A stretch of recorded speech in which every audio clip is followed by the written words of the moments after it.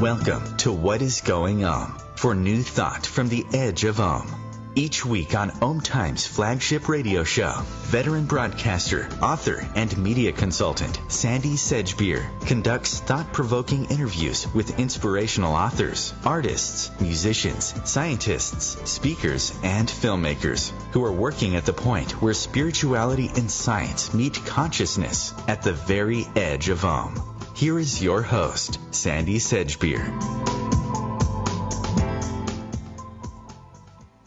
Hello. Synchronicity, or meaningful coincidence, has been something that philosophers and scientists have wondered about for decades. Most of us have experienced it at least once in our lives. One very common example is when you find yourself thinking about someone you haven't seen or thought of in a long time. Then out of the blue, that same person suddenly calls or emails you. Is this just chance? Did your thoughts somehow trigger a similar thought in your old friend? Can two events like this be related in a meaningful way without one causing the other? And if so, what does this tell us about the cosmos? And is it possible that you can learn to make choices that actively encourage synchronicity in your life? Sky Nelson Isaacs is a theoretical physicist, speaker, author, and a musician. He has a master's degree in physics from San Francisco State University with a thesis in string theory and a BS in physics from UC Berkeley. In his book, Living in Flow, The Science of Synchronicity and How Your Choices Shape Your World, he turns to quantum mechanics to seek answers to long-standing questions about synchronicity. Sky Nelson Isaacs joins me now to discuss his provocative new hypothesis that the cosmos may be designed to bring us meaningful, synchronistic experiences in responses to the choice we make, and how living in flow can not only help us address some of the pressing political and social problems we face, but also help us deepen our relationships and lead more purposeful, fulfilled lives. Sky Nelson Isaacs, welcome. Thank you, Sandy. It's very nice to be on the show. I appreciate you having me. Sky, your bio says that you've dedicated your life to finding your own sense of purpose, beginning as a student of the Yogic master Sri Swami Satchidananda when you were less than 5 years old. And your writing on topics like flow comes from integrating that experience into your life. I have to ask you, and I'm sure I'm not the only person who has, how does a preschooler become a student of a yogic master? And indeed, why would a 5-year-old even want to?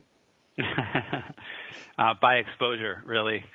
I grew up in a pretty normal lifestyle by some standards, but my parents, my stepfather and my mother were devotees of Sri Swami Satchidananda, so we were immersed in the teachings from a very early age, my 4 brothers and sisters and I, and we attended many events with Satchidananda and at the Integral Yoga Institute in San Francisco, and I spent a summer, at least one summer, at the Yogaville in Virginia, where he built an ashram. So I was really immersed in the teachings early on and just surrounded by it. You know, it wasn't like I studied it intentionally, but it was not a big leap for me in high school to start studying the Tao Te Ching and the Bhagavad Gita and the poetry of Rumi and the mystical traditions of Christianity through Brother David Stendhal Ross, and just a real interest in understanding what the cosmos is, why I'm here, what is the experience I'm having, and why is the world so at odds with making any sense in a way. Satchidananda's message was very practical and yet very hard to understand unless you just dove in and tried to live it. So I really got a taste for marrying my analytical self with my heart and body expression. And I think that was due to his teachings. So what sort of experiences did you have that sparked off this fascination with synchronicity and flow? It was in my 20s that I began to connect the dots. I had certainly plenty of experiences of coincidence as a kid and as a high schooler, some altered states where I saw deeper into the nature of reality than I had ever seen before and saw things from a different perspective. And so I saw that as like a spiritual life, right? There's something about God in there that I can strive to understand and get closer to God. And a lot of traditions talk about the power of the divine. And yet there was a way in which these experiences were very, in my 20s, I began to see that there was like a pattern that wasn't arbitrary. So I'll tell you a big story of synchronicity that happened to me when I was 20. And at the time, I didn't think of it as like a transition point or a turning point for me. But looking back, it was powerful. I was traveling through Europe on a semester off of college, and my friend, who I'd known since high school, Dana, was also traveling. She was in Israel for a semester. And we just made kind of a joking plan to meet in Greece because it was kind of halfway in between where she was going to be and where I was going to be. But we didn't have cell phones in the 90s, and I thought we'd try and make it happen, but we didn't have any solid plan. Well, as it turns out, I wasn't able to call her for at least a month into my travels. And by the time I was on my way towards Greece, I was traveling through Rome, and I got really sick, and I had to head home. So I changed my ticket, really bombed. I changed my plane ticket to be out of Paris in about 3 days and got on a train up to Paris to fly home to California. Meanwhile, she got really tired of waiting for me, and her friends invited her to go to Paris for Fashion Week, which is only like a 2-hour flight from where she was. So at first she said no, but then she decided to go along with it because she didn't know if I'd call. She thought I might call while she was gone, and she didn't want to miss the call, but she decided to go on the trip. And I was walking through the Louvre Museum in the one day that I had in Paris before my flight, and I'm walking through the Louvre, and the biggest museum in the world, and I walk into this room, and I see this person that looks just like Dana, and I'm flabbergasted because it can't be Dana, but it seems to be. And her friend looks at her and says, "There's this really weird guy staring at you." And so she looks over and she acknowledges. She says, "That's Sky." And I give her credit for that because I didn't look that good. I was travel worn and ill. So that was the beginning of, that was a continuation of a very deep friendship that we had. And about 10 years later, we were married. We have a 10-year-old daughter now. Wow. So this is a moment that I can point to that was very much like, it was like the divine was acting in our lives, but there was also an element of real purpose to it that came from me and from her. Okay, let me ask you this. I watched the movie Rocket Man last night, a brilliant musical about Elton John. And there's a scene in the movie where Elton is pitching himself to the person who became his first manager. And he tells the guy that he sings, plays the piano, writes music, but he can't write lyrics. And the manager shuffles a pile of song sheets submitted by would-be lyricists, pulls some out at random, tosses them to Elton and says, "Go away and come up with some music." And that piece of music, the lyrics that he was given, were written by Bernie Taupin. Now, that's a classic case of what we may call synchronicity. But some people might say, just like you and your wife, that's not synchronicity, that's destiny. Mm-hmm. What's the difference? Yeah. Well, I don't want to form a strong difference between synchronicity and destiny because I don't know. I think that destiny is a mystery to us, and there's ways in which synchronicity shows up in our lives to bring us to our destined outcome just when we thought we had totally missed the boat. So, synchronicity works in the following way, just to really summarize it.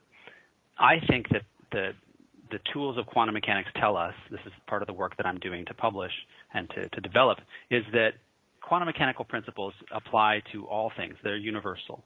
And what that means is that what you're observing around you right now, you have definite access to. It's definitely happening a certain way. But everything you're not observing is undetermined, is in a superposition of multiple possibilities. And so when you when you interact with someone, or the manager pulls the piece of paper out from that stack, and that it happens to be a song that ultimately is destined to become what it became by Bernie Taupin and Elton John, that is a that paper can be in so many different locations in that stack of paper. It has a whole history of its own that led it to be where it was when the manager reached in and pulled it out. And so we look at this process that I call retroactive event determination. Retroactive means the whole history of the thing is in question, of the paper in that stack. And event determination means that that particular event of him pulling that piece of paper makes it necessary for that piece of paper to be where it was at that moment, which allows the entire history of that paper to fall into place, to be there. And this is the principle that underlies how the universe can respond to us and the choices we make and bring us what seem to be destined experiences, and yet we still have the free will choice to do whatever we so choose. You know, I found myself having to stop and think a lot reading your book. You know, over and over again, I'm not entirely sure that I grasped it all, and it felt to me at times as if you were saying one thing and then contradicting yourself.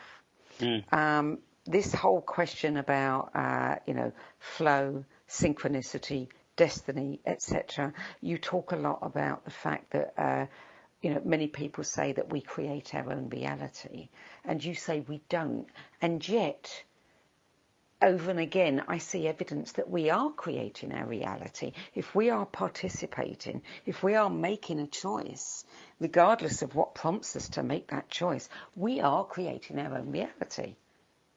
Yeah, I would agree with that. I really take issue with the words, though. I mean, that's all I'm getting at. I'm very precise with the language because I think it's important. What this particular theory implies is that we are influencing the probabilities of events in our lives, of seemingly unrelated events that show up in our lives because we've influenced the probabilities for them to do so. It doesn't mean that we are creating that experience in a direct way. I think people often take that very literal, like everything that happens they've created. So I'm trying to pull back a little bit from that and still maintain the sense that we are influencing the nature of the experiences that show up in our lives. In that sense, we are definitely creating our reality. Okay, so tell me about flow, living in flow, going with the flow. What's the difference and why does it matter? Because I have a question related to that. Yeah. Well, I see synchronicities showing up in our life as a means of getting into flow. Synchronicities are often unexpected events that show up. And if we can see them in the context of the greater picture of our lives, like I have this process called the Lorax, to listen, open, and reflect on life circumstances. So you can see, where does this fit into my life? And then release attachments to how I thought things were going to go, because I'm surprised by this thing, and then take action from there and repeat that process over and over. And when we can do that and make use of the surprises in our life, I think we can get into flow, the experience of being in alignment with circumstances and finding that circumstances also align with us. But it doesn't mean just going with the flow, because we're not just surrendering. There's this really important piece about action, making choices. Okay, but surely if we are in flow, if we're living in flow, then is it not possible that we are tapping into something? You know, I'm thinking about Rupert Sheldrake's work, and in particular, something like dogs who know when their owner's coming home. And, you know, is it not possible that when we are in a state of flow, we're all supposed to be one. We're all supposed to have access to each other, that somehow those gates are open and we can respond. Yeah, I think of synchronicity as paving the way for synchronistic gateways, that when we are in flow, we're naturally responding to the things that are sent to us in ways that are wholesome and constructive. And when we can get into that very natural state of responsiveness, and what that means is like getting rid of some of the defensiveness we might feel at times, or the self-criticism, because those things cause us to do things that are maybe more out of flow, like not take someone up on an opportunity that might be good for us. So when we can do like the dogs do and follow our instincts in that way, there's a very naturalness to it that I think unfolds things in the optimal way, not only for ourselves, but also for the people that we're with in our environment. Okay. So you wrote at one point that you've read discussions of synchronicity that take the notion too far, in that they talk about the beneficence of the universe. Why do you say that is too far, and where do you stand on that? Because it sounds to me as though you and I are not so far apart as I had thought reading the book, and yet at the same time you're saying that that's too far. Why is it too far? Well, I like to be realistic and make sure people feel like synchronicity and the theory about it can reflect their experience. Not everything that happens makes us feel good, and synchronicity, I think, is a path towards healing and growth, but sometimes that involves a descent into difficult woundings from the past that we can work through, and that's a big part of what I try and convey in my writing. Right. You're listening to What is Going On. I'm Sandy Sedgbeer. My guest today is theoretical physicist, speaker, musician, and author Sky Nelson Isaacs. And we're talking about his book, Living in Flow, The Science of Synchronicity and How Your Choices Shape Your World. We'll be back with more on the physics of synchronicity and living in flow after this break.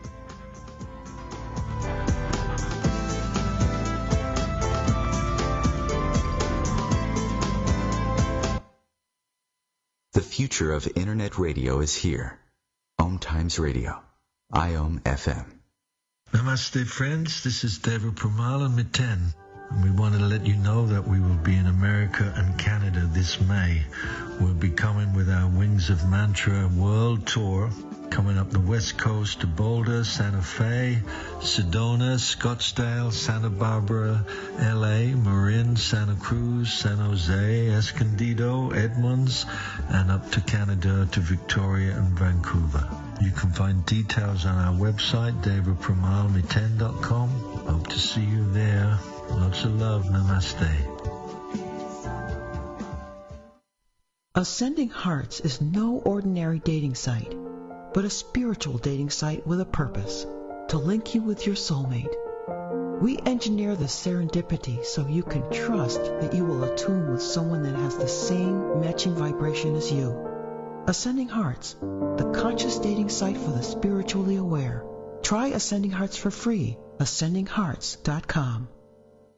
More than 24 million Americans have an autoimmune disorder, and that number continues to grow. I'm Sharon Saylor, and I'm one of those 24 million. To put that number in perspective, cancer affects about 9 million and heart disease up to 22 million. That's why I've brought together top experts and those thriving regardless of their diagnosis to bring you the latest, most up-to-date information. Join me, Sharon Saylor, Friday night, 7 p.m. Eastern, for the Autoimmune Hour on Life Interrupted Radio to find out how to live your life uninterrupted.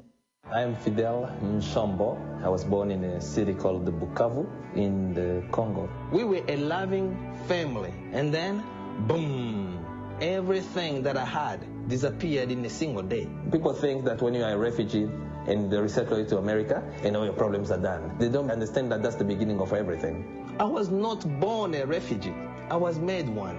It's time we welcome refugee families with open arms. Learn more at embracerefugees.org, brought to you by the Ad Council. Welcome back.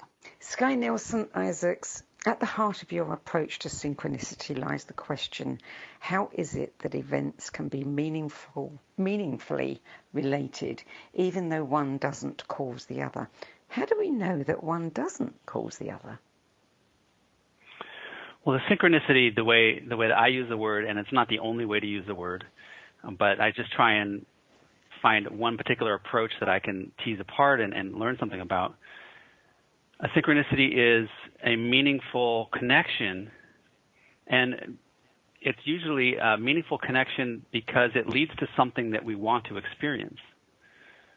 So the way that I see this is that we anticipate experiences that we want to have or don't want to have.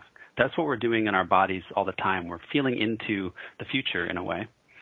And when we do that, we interact with this branching tree of possibilities. And this branching tree of all the different ways our world can evolve, all the choices we can make and all the different people that come our way or different possibilities. And these are, the different versions of our destiny. And when we do that and we have an anticipation of some of those over others, we don't even mean to, but we want to have certain experiences in life and we anticipate those, we're actually growing apples on some of those branches. And so a synchronicity is an event which seems surprising to us often, but it leads to some branch of the tree that has a lot of apples on it. And because it leads to all these apples, all these experiences that I want to have, they weigh down that branch, and that branch becomes more likely. So that's a model of how a surprising synchronistic experience can become more likely because it leads to some experience that I am seeking to have. Now, it's not, in this way, to answer your question, it's not that there's a direct connection between, I want to talk to my friend about a vacation we're going to go on, but I can't reach him or her, and then I go to the store and I bump into her. Like, I didn't cause her to show up at the store at that moment, but that happening leads to the outcome where we get to talk about the vacation. And so there's this, it's not causal in that way, but it does connect to a meaningful thing that I wanted to have happen. You spent 2 decades seriously analysing experiences of synchronicity. You say that you're interested in everyday examples, not weird ones. Why aren't you interested in the weird ones? Aren't they the most compelling? Well, I think they can be, and we can get, I think the story of me meeting my wife in Paris by accident, my future wife, was compelling because it's so amazing and so surprising, but it only happened once in my life. So I'm looking at event. Yeah?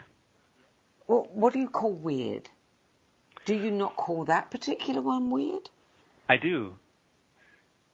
Because it was so out of the box and amazing. I mean, we were supposed to meet in Greece. She was in Israel and I was in Italy, and then we ended up accidentally bumping each other in Paris. What I think it becomes really powerful is when we apply those insights to everyday experiences, so that we are aware every day of the little ways in which synchronicity is showing up and providing stepping stones or breadcrumbs for us to follow, to re-empower us to ignite our life with purpose and go for something that we really care about, to find passion in our lives, the capacity to change our lives and also change the world by changing our lives. And I think that happens from the little steps that we take along the way, and those are facilitated by the little events in life that show up. I can give an example of that if you'd like. Yeah, please do. So I was at a store shopping with my daughter maybe 4 years ago, and I had had this dream a few months prior to write something powerful that made a difference. And so I've been trying to write something powerful that made a difference, but any writer out there knows it can be difficult when you're trying to write something powerful that makes a difference. It doesn't necessarily come out that way. And then I found myself at the grocery store one day shopping for groceries, and on the checkout line I noticed a magazine on the rack that actually had a very disturbing image that was politically related, and it was essentially hate speech on the cover of the magazine. And in that moment, it was just a very small moment, but I found myself unable to concentrate. And so I paid for my groceries, and my daughter was with me, and I'm trying to track her and track my groceries and track my wallet, but I can't really concentrate because I'm thinking about this thing I just saw. And I realized I couldn't leave the store. I had to talk to the manager. And so I waited for about 10 minutes to talk to the manager, and I grabbed hold of this moment and said, this is important to me. I got to do something. And I came to the manager and I said, look, this is not your fault, but I think this is inappropriate to have on the shelves here, and I find it disturbing, and I'd like to know what we can do. And he said, well, if that's the way you feel, we'll pull it off the shelves. And he took that article off every shelf. And it was very empowering for me to realize that by stepping up in that unexpected moment, I could make this difference. And so then I wrote this down when I got home, and I realized I could write it up, and I published it online, and it became an article that made a lot of difference and went viral. And fit into that narrative that I was trying to get to in my dream life. And this is just a little moment in the day that I would have missed if I hadn't have been paying attention to it. Well, tell me about the process that you've developed, which you claim can actually help us cultivate flow. Yeah, this process I call the Lorax process, Lorrax. And it starts with listening. It's very important, or it's very useful to notice and listen to the small events in life, or the big ones, the surprising things, the obstacles that show up in life. I have an experience one time with my car breaking down right before I was about to give a workshop. And by listening to that experience, or by listening to walking through the grocery store and noticing this article on the wall that I was disturbed by, I was able to stop for a moment and pause and notice what was happening around me. Notice how I felt inside, if there was something I felt I needed to do here. And then from that listening, once I've paused, I have the space to open my mind. Okay, I was planning to do something, but now I've got to stop and pay attention to this obstacle that's in my way, or this opportunity that showed up. I open my mind. And then I want to reflect on what's going on so I can form a connection, or see if there's a connection, to any of the goals that I have in my life right now, any of the things that I'm working towards or thinking about. So in the case with the article on the magazine, by reflecting, I realized that this is something I really care about. I care about speaking up in public venues when it's important, when there's something to be said that can make a difference and help people. And I felt that this was one of those cases to remove the hate speech from our community. In the case with the broken down car, I before the workshop, I ended up finding that was useful for me because it made me connect with people in the workshop more, because I stepped out of my car and started asking for help. And in asking for help, I started forming bonds with the people there, so I ended up feeling more connected. And so looking for the ways in which we can reflect on how a synchronistic obstacle is actually helping us get to one of our goals. And then from there, often we need to release something. Like I had to release my attachment to leaving the grocery store right away because I was ready to go home. But I felt I needed to deal with this magazine. And so releasing my attachment to how things were going to go, releasing my attachment to, not having any obstacles. And once I've done those steps, to listen, open, reflect, and release, then I'm in a position where it's important to take action, to show up in the world and do something with my wisdom right now that I've gained. And then, so we're balancing the listening process and the reflecting process with an action element, doing something in the world. And then from there, we've completed a cycle that we now want to repeat and not ever give up on the process that we're aiming towards. And so by following this listen, open, reflect, release, act, and repeat, or don't give up, we end up getting into the flow with whatever comes our way, being able to navigate any circumstances and see where they might be helping us or leading us that we might not have seen before. So listen, open, reflect.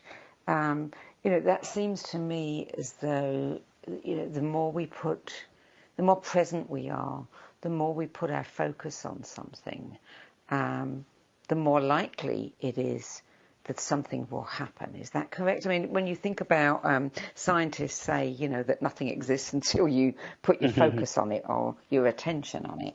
Right. We are then participating in the creation of whatever it is, that we describe as synchronistic. And I think every moment is pregnant with possibilities, things that we're in the grocery store in line and we don't know what we have in common with the people next to us.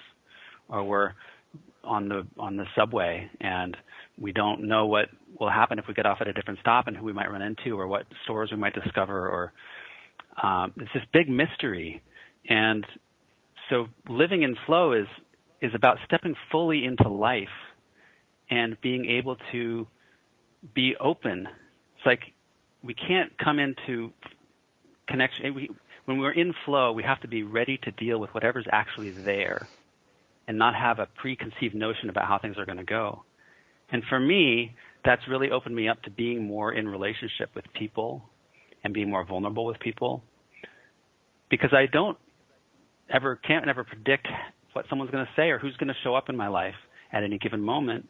And to be available to that requires me being more authentic and more forthcoming and more welcoming in my life.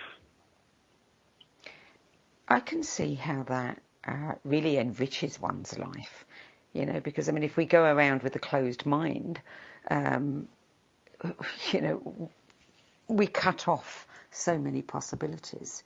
If we adopt what, you're talking about, then, we remain open to just about everything.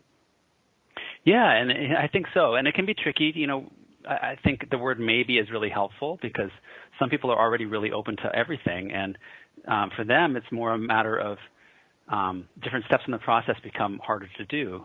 So for some people, it's easier to take action and harder to reflect and harder to listen.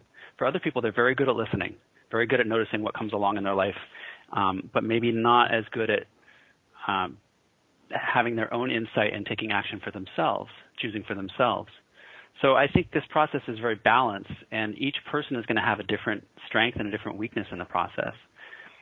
But I do think it leads overall to a way of being which is harmonious for us, and I think can lead to beneficial circumstances if we navigate it properly. And also, it's not just for us.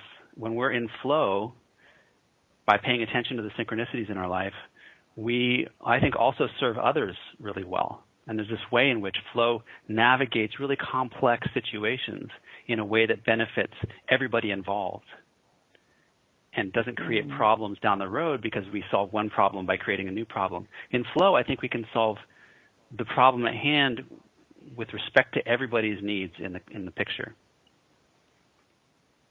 I want to come back to that a bit later. I want to ask you about Matthew Fox because in the endorsements to your book, he says that your method of Lorax as the path to flow parallels in many ways the four paths of creation spirituality in his work.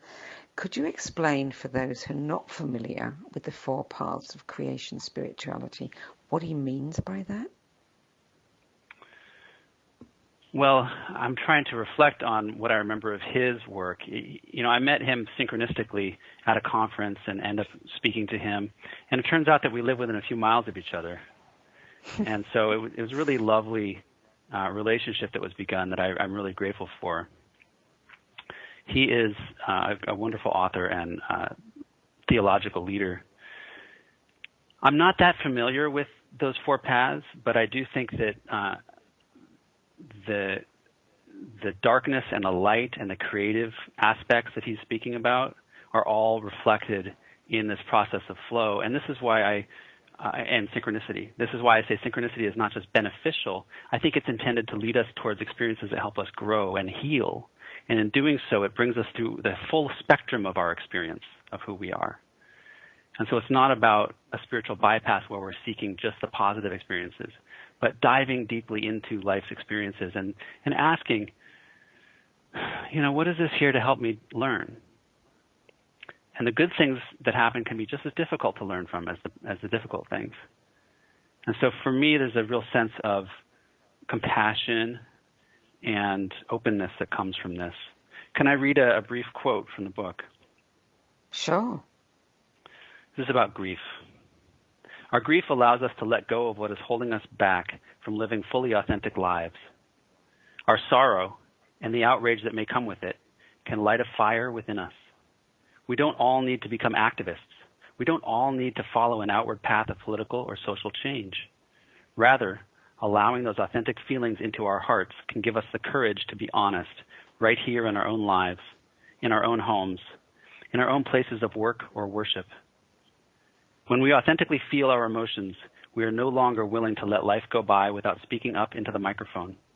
We are also no longer willing to let external standards determine who we are.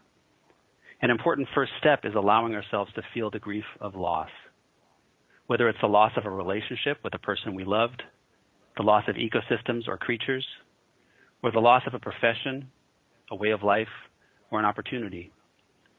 when we open to the full range of our experiences, we can also reconnect with our ability to feel joy, to feel gratitude for what we have, and to sense our own power to direct our own lives. Thank you for that. I want you to talk a little bit more about meaningful history selection. Now, this is an original model that you have developed. How did you come up with that? Well, for me, it's a real process of flow and synchronicity, and it's in just the development of the work. When I'm diving in to try and understand something, I spend time pondering it, looking really deeply and struggling, diving into it, and doing what any theoretical physicist does, which is to start writing models, start writing what I do know already, and how does it fit together. What are the open questions in physics that I'm trying to use to the benefit of this theory.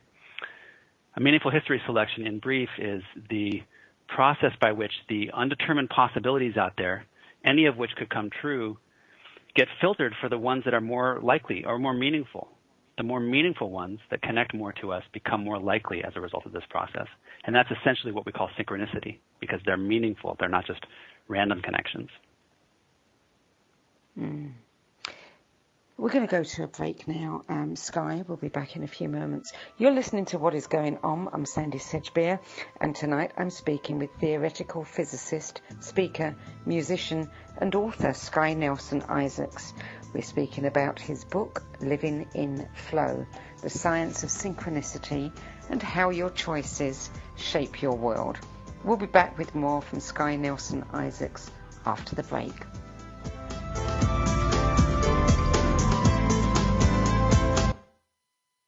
The cutting edge of conscious radio, OMTimes Radio, IOM FM.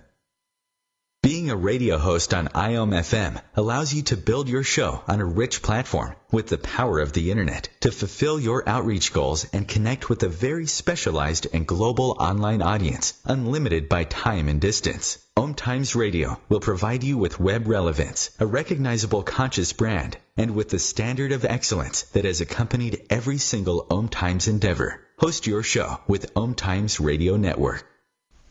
Hello, I'm Lisa Berry. Join me every Monday at 1 p.m. Eastern Time for Light on Living, a chance to see new, hear different, and feel more as I shine the spotlight on all the ways to lighten the load of life's challenges. Light on Living is your link to that new way you're looking for, that new understanding that will enhance your life, and that positive connection that will support your growth. So join me, and you'll gain insight and start to see things in a new way that motivates you. Imagine being fired because of who you love. Imagine being denied medical treatment because of who you marry. Imagine being evicted because of who you are.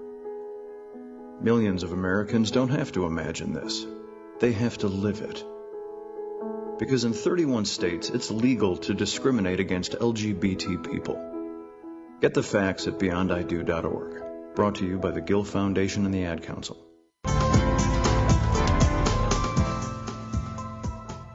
Welcome back. Sky Nelson Isaacs, you say that living in flow can help us address some of the pressing political and social problems we face. Give me some specifics. Well, I was involved a number of years ago in the Occupy movement that happened around the country, around the United States. And I had an experience that was really interesting and eye-opening to me, which was I found myself facilitating one of the meetings. And I noticed that the meetings tended to be pretty rancorous, like people didn't get along very well. And it didn't start that way, but it was the way that ideas came up. And these are local ideas, like how are we going to manage our meetings? How are we going to show up? Where are we going to meet? That kind of thing. Simple decisions that became very difficult to navigate because people were very passionate and coming from their sometimes very entrenched views. And I ended up becoming a facilitator and taking a position of neutrality, but also having my feelings come in. But it helped me develop a sense of flow in coming to solutions that serve everybody, and yet nobody is necessarily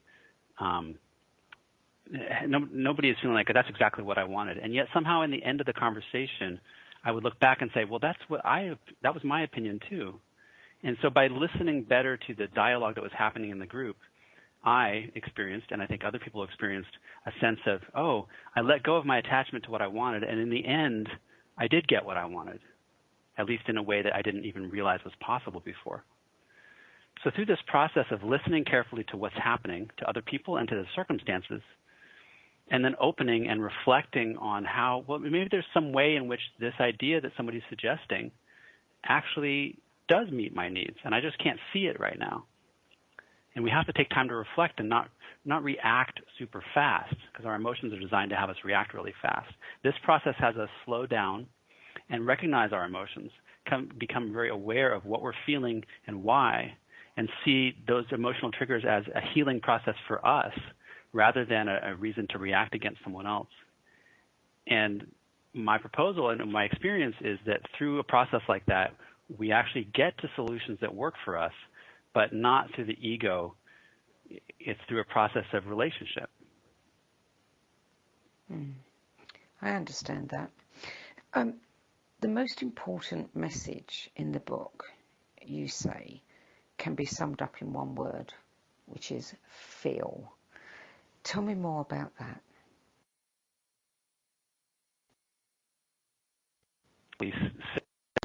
The world right now is that we are in a situation, we're in a time in history where we have more emotional awareness than maybe we've ever had in some ways, and yet we're not. I think it's emotions and feelings that are guiding synchronicities. It's us feeling into the future experiences we want to have or the ones we don't want to have, and bringing about circumstances which are in alignment with that, and that's what we call synchronicities. And so this is such a complex question around feeling. Feeling is not only guiding the synchronicities in our life, but it's also guiding our responses to things. As I've become more aware of my own emotional responses, like in my family, when I'm relating to my daughter or my wife, I've started to see that every one of my emotional responses can be traced back to something about me, not about the person I'm angry at or upset with or even happy with. It's something in me that's being triggered from my history. And here's the key point. When I can do healing work to understand why I feel the way I do, it frees up a whole spectrum of possibilities in the relationship that I'm in the present, because I'm no longer coming from a reactionary place, but I'm able to choose and feel my emotions. And then let's take it a step further. I mean, right now, the most powerful moments I have is when I'm just immersed in allowing, like I was reading about grief, allowing grief into my heart without collapsing under the weight, and allowing that to power me through in what I'm doing. If you think about climate change right now on the planet, I think about my daughter who's 10, and she can't do anything about it really right now, but I can. And to feel the grief of what is happening on our planet with climate change, or to feel the grief of the arguments that are happening between the different political parties in our country and in the United States and in the world, in different countries of the world, to feel that grief instead of responding intellectually and condemning it or condemning other people. I think when we can feel our own emotions, we stop blaming others and stop condemning others, and can feel compassion, and then can follow a process of flow to come into alignment with each other. You also say that you can't have flow without problems. What sort of problems? Well, this example I hinted at earlier when I went to a conference to give a workshop, and I had a very busy day, and I had to drive across the county, and ended up at this workshop getting ready to lead it, and realized my car wouldn't start. And I was right next to the workshop, so I didn't have to go anywhere, but I did have to deal with my car not working before it got too late in the night. So I noticed in that moment I was also feeling anxious about the workshop. I was feeling anxious about how do I connect with the people that I'm going to be teaching? How do I form bonds with these people that I haven't met before? How do I be really real with them? And my approach intellectually was, I'm going to sit down, I'm going to practice my talk, and I'm going to fix my slides. I've got, half an hour now to fix my slides and adjust everything just right so I'm perfect and well put together. But that's coming from a part of me that's trying to be perfectionist. And that comes from some history of, how I learned to respond to the events of my life when I was younger. When my car broke down, what it forced me to do was to open the car door and break the seal around me and get out into the community. And when I did so, I called the AAA person at the road service, and they came and they helped me. And while I was waiting for them to finish their work, a woman came out of her house on the neighborhood and offered if she could help. And I said, no, I've got it covered, thank you, but I'm doing a workshop just down the street if you'd like to join us. And she ended up coming to the workshop. And then I ended up connecting with a friend who was coming to the workshop and having dinner with her and her friends beforehand, which made me feel connected to them. And by the time this workshop actually happened, I had a whole community of like 6 or 7 people that I had just spent time with, and I felt very much connected. So this obstacle of the car breaking down served a purpose that I couldn't see right at first, but helped me address my own anxiety that I was feeling around how to connect with this audience. It showed me the way to solve that problem for myself.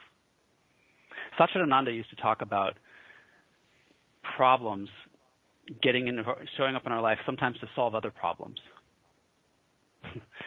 Like the car breaking down, showing up to solve the problem I had with how am I going to make this workshop successful. He used to use the analogy that soap is the dirt that you mix with the dirt on your body to get rid of both dirts. I love that picture. Some people might say in response to that, well, there's the beneficent universe there, which, you seem to take a little bit of an exception to. I think I would agree with that. I think that the point is when we can see that, when we can see the difficulties of our life with the perspective and the spaciousness to wonder, how is this beneficial? I think we do begin to see lots of situations as beneficial that we wouldn't have before. And that brings me, at least, to a place of more gratitude for life. And when I can open up to the feelings of grief that may come when a problem occurs, I can really live in relationship to that and do see it as beneficial and beneficent. I think it's the cosmos. Again, I would say that the point of this process of synchronicity is to heal and grow. And so if we look at life as the goal is to heal and grow, then I do think the universe is looking out for us and trying to make that happen for us. And it's up to us to develop a point of view that is receptive to that. Sometimes it doesn't look how we want it to look. I think you're absolutely right, but I also think that society, the way it's constructed, especially today, people are very scared, and people seem to want more control, not less control. If we want to open ourselves to flow and synchronicity, we have to let go of control, be open to possibilities. There seems to be a little bit of a conflict there between what is happening in our world and how many of us are responding to that. Mihai Csikszentmihalyi talks about flow as the transcending the worry about being in control or not. So it's not necessarily about letting go of control. Sometimes it is. And sometimes it's about taking control. It's about living fully in that dynamic and not worrying about which part of that we're in. Do you think that's an easy thing for most people to do? It's not easy for me. I'll say that. It takes I would a lot say, of practice. Yeah. And I so think I love the way you brought out that question because I do think people are very fearful, and there's a lot of reasons. I think there's always a lot of reasons to be fearful. And so the question that I ask is how do we relate to our fear? How do we respond? Fear is an emotion. How do we treat fear as a healing opportunity? And what I teach in my workshop and in the work I'm doing is to go from fear to authenticity. So I don't really see the opposite of fear as courage necessarily, although that comes in there.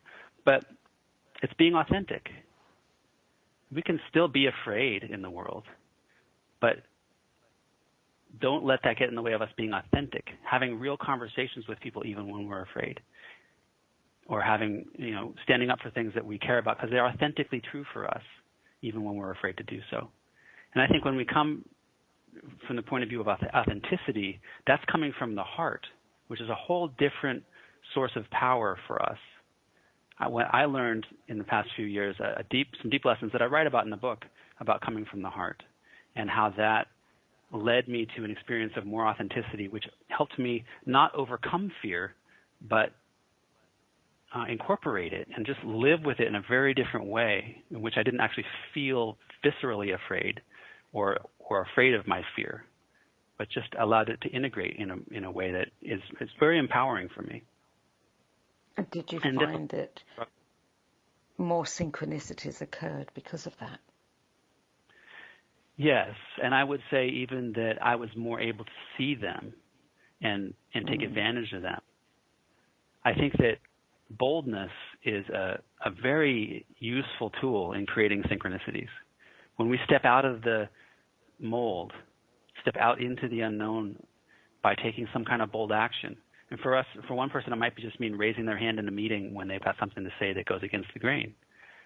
But that boldness that action might lead to a conversation later in the week where someone says, I'm so glad you mentioned that because I was thinking the same thing. And that might lead, if you look down the road a few months, to a very different path for your company if you're in a business meeting. Yeah. And that boldness makes the difference. It's an allowing, isn't it? Yes. Yes. Now, you're developing a self-paced video course based on the concepts in the book. Tell us about some of the things that you'll be sharing in that. Well, the class is intended to take you from a place of feeling stuck or uncertain or disempowered in your choices and lead you to the ability to see synchronistic gateways, the moments where life is beckoning you in a direction and you have the chance to build momentum towards it and walk through that gateway towards a new level of your well-being. And to do the work you need to do to walk through those gateways and to get to your next level of personal accomplishment. I think that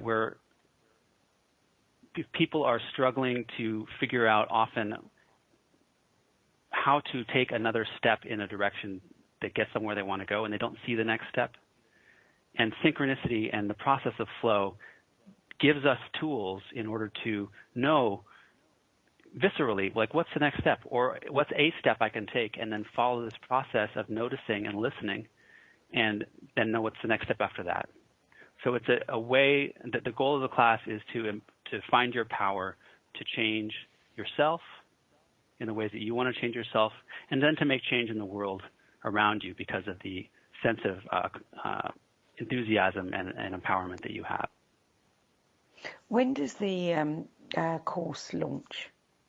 Launches in the fall of 2019. Okay, but people can register for it now? Yeah, it's available for register right now, and we're launching it in the fall. And the course is available for $297 on my website. And it's going to be up there between now and the fall when we actually go live.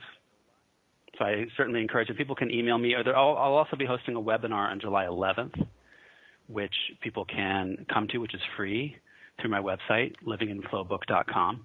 And that's just an intro into this work and to understand what the course is about if they've got some questions. I have to say, Sky, that your book was one of the more thought-provoking books, and certainly mind-stretching books that I've read in a long time. And I find the whole concept very intriguing, because most people, treat synchronicity as, oh, wow, that's interesting, or that's weird, this thing happened to me, and that's as far as they take it. But to actually think that you can encourage, more synchronicities into your life that actually benefit your life and others is very intriguing. So thank you for that. You're welcome. And I encourage your listeners to really see the way that synchronicity is showing up in their life each day, and how can they take the next step towards living in the dreams and the hopes that they really want to create in this world and build momentum towards their best selves. Thank you, Sky.